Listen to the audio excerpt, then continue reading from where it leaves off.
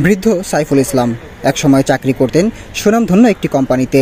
নিয়তির নির্মম পরিহাসে সর্বস্ব হারিয়ে আজ তিনি রাত কাটাচ্ছেন ঢাকা বিশ্ববিদ্যালয়ের ফুটপাতে। আমি আগে হচ্ছে জব করতাম। প্রথম জীবনে আমার স্কোয়ারে 8 বছর চাকা সেবান আমারই হাতে।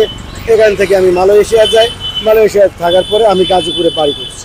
এখন এই পরিস্থিতি আমি অ্যাক্সিডেন্ট করেছিলাম, তারপরে মাঝখান দিয়ে আমার জামাইয়ের সাথে একটা কোনো কারণবশত পারিবারিক সমস্যা হলে সে আমার দাড়ি ধরেছিল। দাড়ি ধরার কারণে এ পর্যন্ত আমি তার বাড়ি ফিরে যাইনি। কারোর সাথে আমরা কোনো আত্মীয় স্বজনের কথা বলি না।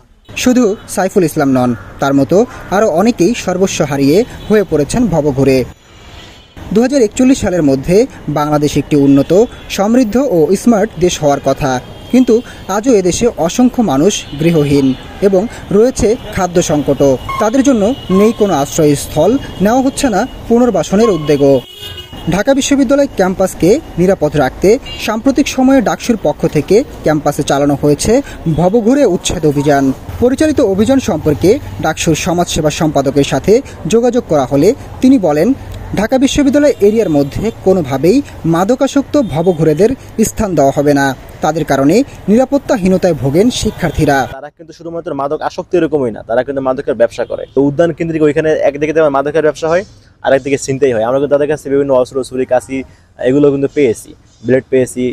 এবং হচ্ছে আরেকটা স্পর্শকাতর বিষয় হচ্ছে দেহ ব্যবসাও হয় এদের উপর ভিত্তি করেই।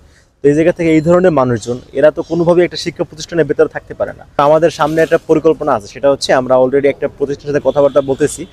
তাদের থেকে আমরা কিছু ভলান্টিয়ার নিয়ে আমরা আমাদের বিশ্ববিদ্যালয়ের প্রত্যেকটা প্রবেশ পথে আমরা কিছু হচ্ছে ভলান্টিয়ার রেখে দিব, যারা হচ্ছে ক্যাম্পাসকে সুরক্ষা দিবে, পাহারা দিবে, এবং হচ্ছে যাতে করে এই ধরনের আমাদের ক্যাম্পাসের শিক্ষার্থীদের নিরাপত্তার হুমকি হয়ে দাঁড়াইতে পারে এই ধরনের যে সমস্ত মানুষজন আছে এদেরকে ক্যাম্পাসে ঢুকতেই দিবে না, এরকম একটা সিস্টেম আমরা করব। ঢাকা বিশ্ববিদ্যালয় ক্যাম্পাসের মধ্যে ভবঘুরেদের আশ্রয় নেওয়াটা অযৌক্তিক হলেও উপায়ন্তর না পেয়েই তারা এখানে অবস্থান করছেন। আবার আমরা এসে ফেলেছি, আমরা কোথায় যাব? আমরা যাবো কোথায়? আমার রোহিঙ্গাদের যেমন স্থান করে দিয়েছে, আমাদের ওরকম একটা স্থান করে দিই। 2022 সালের জাতীয় আদমশুমারি মতে বাংলাদেশের প্রায় 22,188 জন গৃহহীন মানুষ আছেন এবং অন্য একটি পরিসংখ্যান বলছে দেশে প্রায় 2,80,000 ভূমিহীন পরিবার রয়েছে। এই বিপুল সংখ্যক জনগোষ্ঠী দেশের নাগরিক হয়েও পাচ্ছেন না ন্যূনতম নাগরিক সুবিধা। গত পরশু ডাকসুর উদ্যোগে ঢাকা বিশ্ববিদ্যালয় এলাকায় ভবঘুরেদের বিরুদ্ধে উচ্ছেদ অভিযান পরিচালিত হলেও তার মাত্র একদিন পরেই আবারও তারা ফিরে এসেছে আগের জায়গায়।